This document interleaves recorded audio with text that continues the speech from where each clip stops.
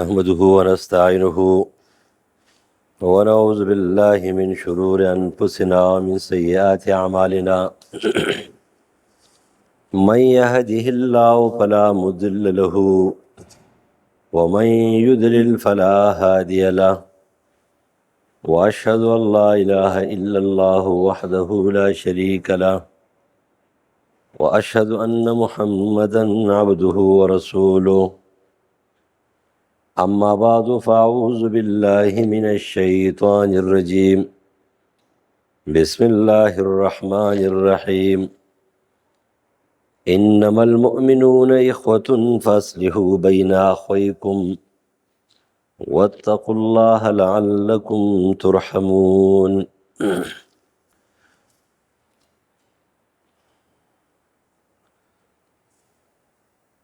وقال رسول الله صلى الله عليه وسلم من أحب لله وأبغض لله وأعطى لله ومنع لله فقد استكمل الإيمان رواه ابو داود. اے ایماندارو، بشک ایماندار رونه دی پس اصلاح کوي په مین درونو خپل کی ویرګي د الله نه شاید چې تاسو باندې رحم وکړي. سورۃ حجرات آیت نمبر 10. ابو هريره رضی الله تعالی عنہ فرمایي چې رسول الله صلی الله علیه وسلم فرمایل چې من احب لله، کم شخص چې د الله د پاره د چا سره محبت کوي، و ابغض لله او د الله د وجې نه او د الله د پاره چا سره نفرت او بغض کوي، و اعطى لله او د الله د پاره ورکړه کوي، و منع لله او د الله په وجه باندې منع کوي، فقد استکمل الایمان، دې سړي خپل ایمان پوره کو، کامل کو. اسلامی ورورولي، دوستی او دشمنی د اسلام په وجه باندې دا مسلمان صفت ده. دا مومن په دې نوم کې او د مسلمان په دې نوم کې امن او سلامتیا پرته ده. مسلمان ته مسلمان ځکه وایي چې دی به څه وي، د الله به تابعدار وي، د رسول به تابعدار وي، د قرآن او د سنت تابعدار به وي، او دی به په معاشره کې سالم وي، سلامتیا به ورکوي، دی به فسادي نه وي. او مومن د ایمان په دې معنا کې تصدیق هم دی او امن هم دی. دی به د قرآن او د حدیث تصدیق کوي او د الله او د رسول تصدیق پکې کلک ایماندار وي، خو دی به امن پسند وي، امن پسند، دی به فسادي نه وي، دی به د معاشرې ورانکار انسان نه وي، نه به د چا زړه خرابوي او دردمند کوي او زخمي کوي به، او نه به د چا د مال او په عزت باندې حمله کوي، نه به د چا غیبت او چغلي کوي، او نه په زړه کې د چا سره کینه او بغض ساتي. دا مومن صفت ده. په دې وجه باندې ایمان او اسلام یو شی، مسلمان او مومن په حقیقت کې یو دی، خو که فرض کې سړی خپل اندرونی لحاظ سره ځان برابر نه کړي نو هسې مصنوعي اسلام مسلمان ورته وایي. په دې وجه باندې چې کومه ایمانی اخوت دی نو دا د نسبي اخوت نه اوچت دی. ایمانی اخوت اوچت دی د اسلامي د نسبي اخوت نه. لکه مونږ خو نسبي اخوت پسې ورپسې یو، خو هغه فاسق فاجر دی، خو هغه ګڼکب دی، ورانکار او فسادي دی، ولیکن سویم زما رور دی، او زره زره پاره په خپل ایمان باندې هم تیر یم او په خپل اسلام هم تیر یم. نه بیا څوک الله ته ګوري، نه څوک رسول ته ګوري. لیکن هر سر کې اخوت دا اسلامی اخوت ته بای چاره ده. لکه صحابو کې موجوده وه، په صحابو کې اسلامي اخوت موجود و په دې وجه باندې کامیاب و. ټوله دنیا ګوره صحابو نه یېرېدله. صحابه شړل بړل سیده ساده مسلمانانو، خپې بلخپې او سر تور سر مسلمانانو، وږي تږي او د مال سره چې کوم دی دومره تعلق مسلمانانو. لیکن سره دې نه په ټوله معاشره په ټوله دنیا کې د هغوی کردارو. زمون کردار څه دی؟ بازار ته لاړ شي نو په کومې دکان باندې چې الحاج لیکلی، الحاج نارټونه غټ ګڼ کپي، او چې پیاجي صاحب لیکلی یا پسې دویم نمبر ګڼ کپي، او چې په دکان یې مولوي صاحب او قاري صاحب لیکلی او پیر صاحب او شیخ صاحب لیکلی او حافظ صاحب لیکلی یا پسې بل ګڼ کپي. دا ورته دکان کرانه د خرڅی که نه ولي کپي چې دا کاروبار ځګی دی. دې نوم ته لګول ته څه ضرورت دی دوکې دپاره چې ورشې ملاوټ په دوی کوي، دو نمبري به دوی کوي. دا کومه مسلمانی ده چې هم دا کې هم دا کې. په جماعت کې خو مانځ ګزارې، په ګیره باندې برابرې، په زبان او ژبه باندې خدای پوسې، خو لیکن ستا معاملات د شیطان دي. نو دا خو بیا هغه ولکه اخنس ابن شریح په باره کې قرآن وایي چې د زبان ډېر خوږ و، پیغمبر به ورته متوجه کېدلو. پیغمبر ته قرآن وایي چې د دوی په وینا باندې تعجب کې ناشنا درته ښکاري. نو ما او تاسو شیزونه چې دوکه کېږو به نه. لیکن هغه پستو خلق زه کله کله خاندم د پروګراماتو کې اسټیج سیکرټري کله زموږ چې ډېر صفت وږي، اکثر سټیټ سیکرټري دروغ وایي. زه دا منم نه چې زما نظریه بدله ده او زه درشم ستا په پروګرام کې شرکت کوم او زما تقریر او ته ماته وایې چې شیخ القرآن او الحدیث او فلان دروغ ولې وایې؟ په خپل محفل کې خو د استاد جیم نه وایې. نو زه کله وایم چې عبدالله ابن ابی ابن سلول رئیس المنافقین، هغه خبیث انسان چې د منافقانو بنیاد یې ښودی، د قابل په شان دي د قتل بنیاد چې قابل یې ښودلی او د منافقت بنیاد چې کوم عبدالله ابن ابی ښودلی. هغه عبدالله ابن ابی د نبي علیه السلام سټیج سیکرټري و. سټیج سیکرټري چې کله به نبي علیه السلام راغی نو به پاڅېدلو، به ویله چې یاره دا خو هغه خاندان دی او موزر او قریش او هاشمي خاندان او دا امین او صادق، او بل طرف ته زړه چې کوم سخاو، زړه سو ګندو. خو یو خبره دا ده چې زمانه عجیبه غوندې زمانه جوړه شوه. قسم دی که ته به چا باندې اعتبار وکړې، په دې منبر باندې ناست چې په دې اعتبار نشې کولی او په دې اورېدونکو مې اعتبار نشې کولی. مانځګزار بې اعتباره شو، تلاوت گزار بې اعتباره شو، داعی بې اعتباره شو، ټول مصنوعیت دی. مصنوعیت سلطان صلاح الدین ایوبي په زمانه کې هیڅ چا باندې هغه اعتبار نه کولو. هر سړی چې کوم دی نو جاسوس و، هر یو سړی د یهودو عیسایانو جاسوس و. نن د اسلام او د ایمان اعتبار او اعتماد ختم شوی دی، ټول مصنوعیت پاتې دی. مصنوعیت بس ظاهري ډانچه جوړوه، نور زړه ګندا، معاملات ګندا، تعلقات ګندا. کوشش کو دورانی د چا په منځ کې جوړه، دا ډېر مشکل کار دی. خامخا څه کوشش کوي، څه وایي چې څوک مې په څه طریقه باندې خبر کړي او څوک مې چې دی په څه طریقه باندې جوړ نه کړي او وران مې کړي. نو قرآن درته وایي چې انما المؤمنون اخوة، د ټولو نه اوچت تعلق چې کوم دی نو دا تعلق اسلامي او ایمانی دی. دا نسبي تعلق وروستو شی دی. قرآن وایي چې هلته به کومه تعلق برقرار راځي، لا انصاب بینکم، نسبونه به نه وي. هلته تعلق چې کوم دی المرء مع من احبه، المرء على دین خلیله. هر یو سړی به چې کوم دی نو هغه اعتقادي نظریاتي ملګری چې دی هلته به وي، نسبي نه. ستا نظریه او اعتقاد د چا سره و، ستا مینه او محبت د چا سره و، دغه ستا نظریه ده، دغه ستا عقیده ده، دغه ستا پارټي ده، دغه ستا مسلک دی، دغه ستا مذهب دی. که فرض که د پاکستان کې ناست یې ستا د یو بامبړ سره مینه ده په هندوستان کې، ته د بامبړو ملګری یې.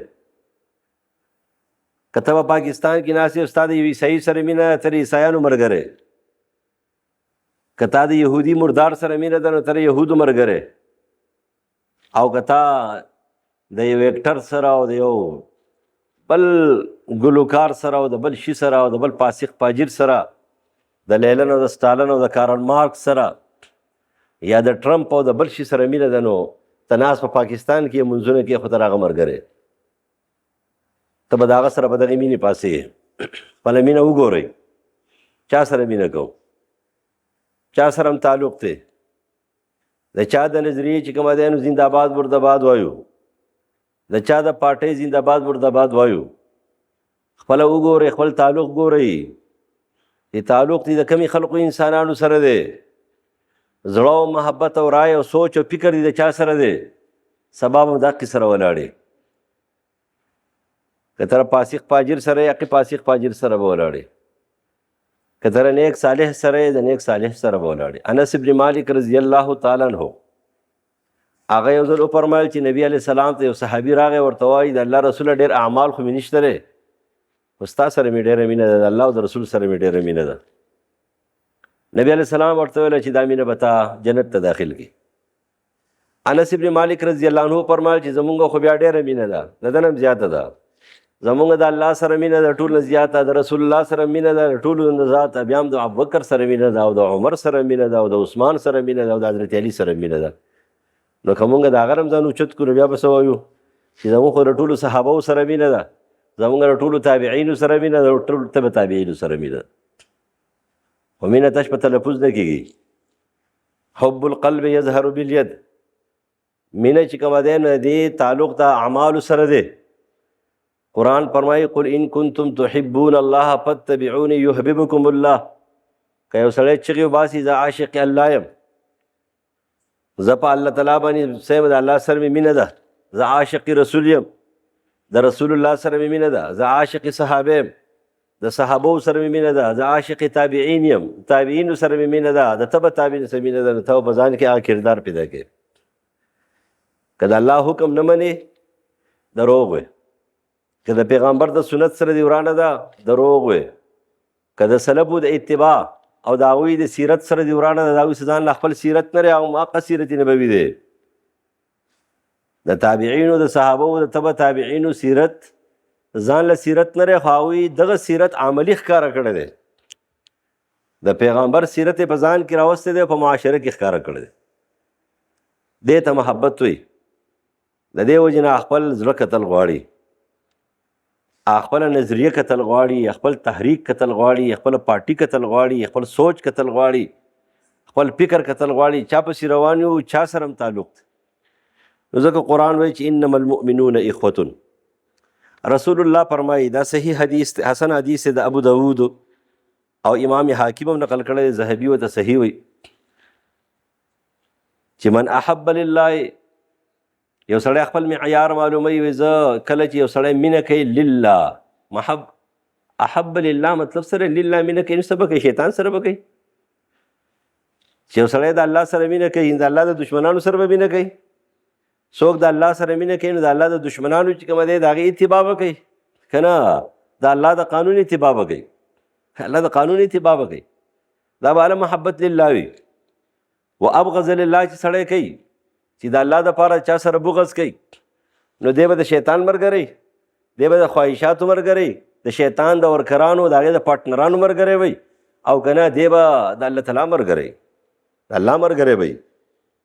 ومنع واعطى لله، او دی چې کله اعلان کوي نو څنګه اعلان کوي؟ نن خو زموږ اعلانونه ټول د ریاکارۍ دي، د ریاکارۍ. سوشل میډیا، د سوشل میډیا چې کومه دی نو ریاکاري ده. 15 روپۍ چاله ورکوي، هم یې تصویر وباسي، او چې کله ورته پته ولګي چې په میډیا زما تصویر راځي، زما بیان راځي، خلک زما نه خبرېږي، نو بیا دې د لکاو کروڑو روپو چې کومه اعلان کوي. لیکن د هغې په مقابله کې ډېر اهم کار یې ډېر ضروري کار یې په هغه کې 100 روپۍ هم نه ورکوي 100 روپۍ نو دا سره دا اعطا لله نه دی منع لله دا دی چې که دا پلار دی او که زوی دی تره دی او که ورور دی خپل دی او که پردی دی ښځه ده او که خاوند دی نږدې دی او که لرې دی هر نظریې والا دی دوست دی او که دشمن دی خو چې کله د وکتله چې دی دا څه غواړي د څه لپاره خرچ کوي د الله خلاف خرچ کوي د رسول الله خلاف خرچ کوي د شیطان په حمایت کې خرچوي لکه تاسو چې دا د شپې په روژه کې دا هلکان ټورنمنټونه کې ګرځي چې کوم دی به د خلکو چندې کوي دا د شیطان دپاره کوي ټوله شپه چې کومه دی نو د الله بغاوت ټوله شپه چې کومه دی نو د الله بغاوت د رسول الله بغاوت د سلفو بغاوت ته دله چنده ورکې هغې له منبر هم را روان وي منبر خو چې د جومات ته رانغی چېرته خو چې کومه دی یو پروګرام له رانغی چې پکې پاسي چې لکه جي زه راغلی یم دا یو دیني پروګرام دی اسلامي پروګرام دی خو لیکن دغې شیزونو له خو ټول منډې وهي او هغې له ځینې دا سره دا منع لله دا اعطا لله نه دی کله چې دا صفتونه چا کې وي فقد استقبل الایمان دا ښه ایماندار دی بیا نبي علیه السلام فرمایي د دې مؤمن شان بیانوي المؤمن مألف ولا خیر فی من لا یألف ولا یؤلف دا مؤمن چې دی که نه دا یو ناشنا صفتونه دي یو صفت یې دا چې د سره به دوستي کیږي په ده کې به داسې بهترین روحانیت نورانیت صفتونه وي چې خلک به وایي چې د سره مې خبرې وکړې ولا خیر فی من لا یألف ولا یؤلف هغه شخص کې هېڅ خیر نشته دی چې نه په خپله مانوس دی چې خلک ورته متوجه شي او نه د بل سره څه مینه کوي او محبت کوي لله بالله دا د مؤمن صفت نه دی دا صفتونه به صحابهو کې وو چې د هغوی مینه د صحابهو د یو بل سره داسې وه چې ته به حیران وې عجیبه مینه وه په دې وجه یو حدیث کې راځي چې هغه حدیث امام نسائی نقل کړی دی رسول الله فرمایي چې ان حول العرش منابر من نور د دې عرش نه به چاپېره د نور چې کومه دی نو منابر وي منبرونه علیها قوم لباسهم نور په هغې به داسې خلک ناست وي د هغوی جامې به هم د نور وي وجوههم نور مخ به پړقېږي لیسو بانبیا ولا شهدا دا به پیغمبران نه وي دا به شهدا هم نه وي یغبطهم النبیون والشهدا لیکن پیغمبران او شهدا به چې کوم دی غبطه کوي دا نه چې کله کله د چا صفت مقصود وي نو هغې ته غبطه وایي ګورئ لکه یو ماشوم چېرته بهترین جذباتي تقریر وکړي په یو پروګرام کې نو یو غټ شیخ القرآن شیخ الحدیث وایي چې کاش چې داسې تقریر ما هم کولی شوې دا هغه صفت کوي نو پیغمبران او شهدا به غبطه کوي د هغوی د دغې مرتبې د حصول فقالو یا رسول الله حلهم لنا صحابه ورته د الله رسوله د دې صفات موږ د بیان کړه دا څوک دي فقال المتحابون فی الله والمتجالسون فی الله والمتزاورون فی الله دا خلق دی چې دوی لله فی الله د الله په خاطر د یو بل سره مینه کوي د الله په خاطر دوی په مجلسونو کې د یو بل سره کینی او د الله په خاطر باندې چې کوم دی دوی د یو بل ملاقات لري نو دا څومره لوی صفت دی چې دا هغه خلق دی چې دوی دپاره د نور منبر تیار دی اوس عجیبه خبره ده مونږ د ټولې دنیا د اسلام چغې وباسو خو په خپل 15 فوټه کې اسلام نه راولو په دې خپل 15 شپږ فوټه کې خو اسلام راوستل غواړي که نه چې کوم زموږ په دې وجود کې زموږ د لاس او زموږ د طاقت لاندې دی مونږ خو هغه خپل 5-6 فوټ وجود کې د اسلام د راوستلو کوشش نه کوو دا خو په کار دی اول نمبر خو انفرادي ځان کې راوستل په کار دی بیا به اجتماعي کوشش چې کې د هغوی سره به منډه وهې نه موږ انفرادي طور تیار یو نه اجتماعي طور تیار یو دا چې ګوره براینا مسلماني روانه ده ګوره یاد ساتئ اوس خو ډېر لوی سازش روان دی لوی سازش زمری چې کومه دی نو هغه ګیدړ ته هم سر کېږدي لاندې چې مار سستا ومنله چغې وباسي هېڅ چا باندې مې اعتبار نشته دی مې د وطنونو اعتماد شته او نه مې په تحریکونو اعتماد شته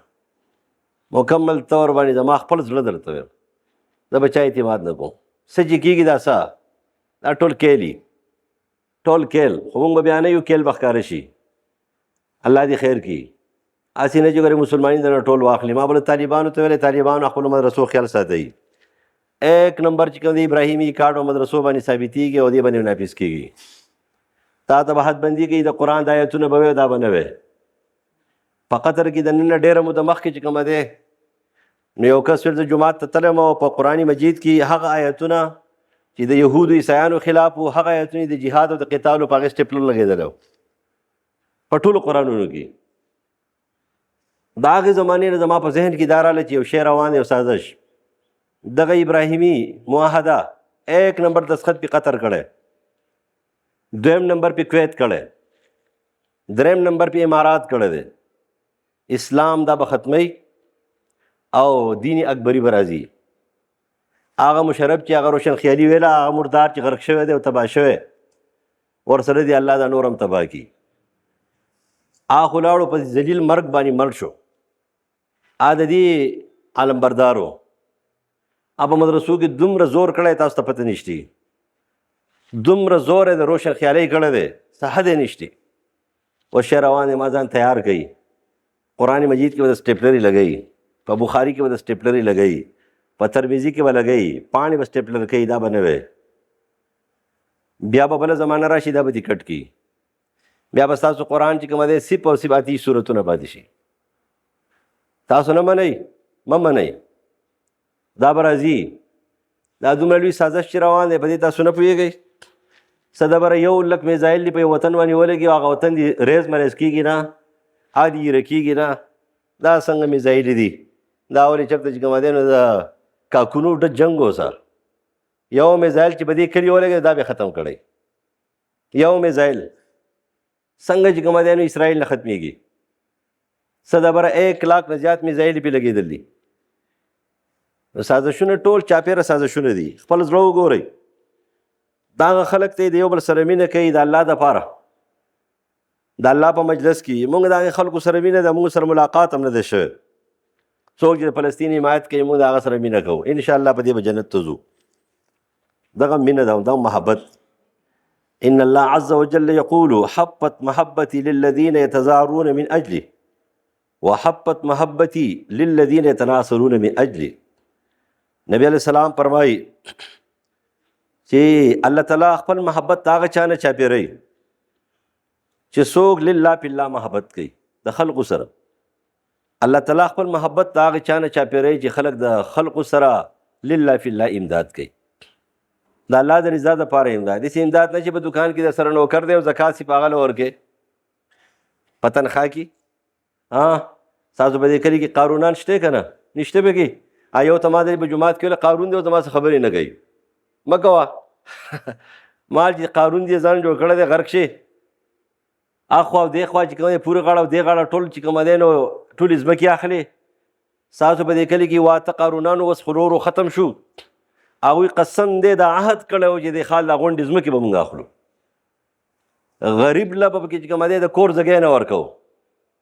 د کور دا تصور دی. دا قارونان دي. د الله دپاره امداد کوي د خلقو سره. په دې وجه باندې کم خلک د الله دپاره امداد کوي، تعاون کوي، دغه خلک کامیاب خلک. نن خپل ځان په دې معمولي خبرو باندې ایماندار جوړولی شو، لیکن دا زموږ سره نشته دی. دا جذبه نشته دی. دا جذبه د ایمان زور دی او چې په سړي زړه کې ایمان وي نو هله کېږي.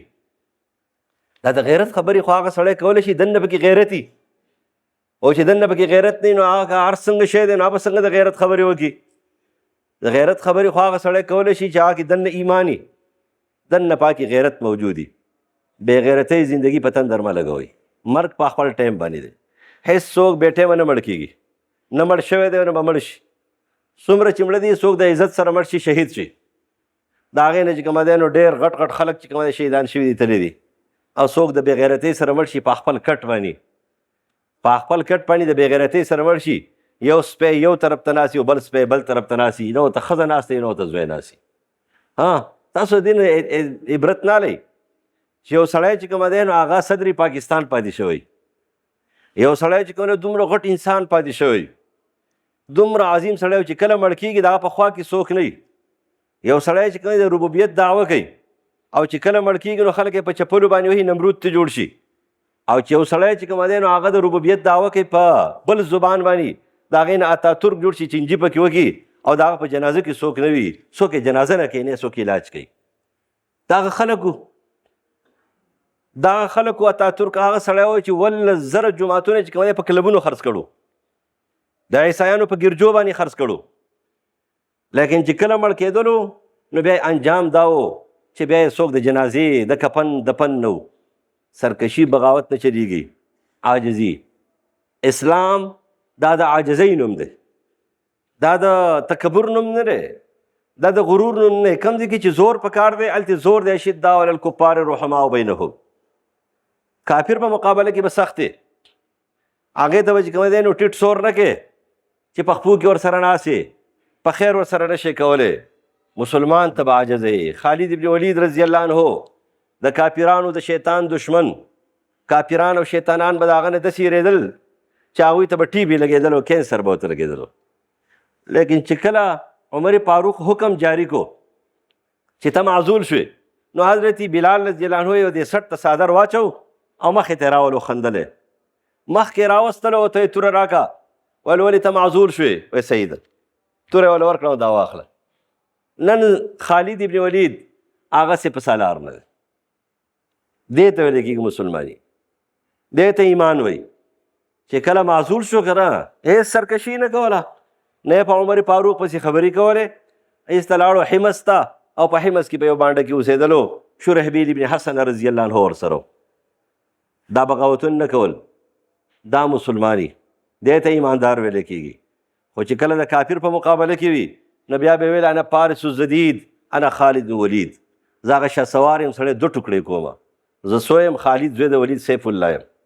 بیا د کسرا مې رېدلو، شیروی مې رېدلو، هرقل ته م تښتېدلی دی سره د 2 لکو پوج سره 2 لکه پوج د هغه مقابله نه شو کولی یوازې په یوازې. شرحبیل ورته یو ځل وایي وایي سیف الله زه خو په دې پوهېږم نه ته راوتوره څنګه استعمالې، ستا راوتوره څنګه استعمالېږي؟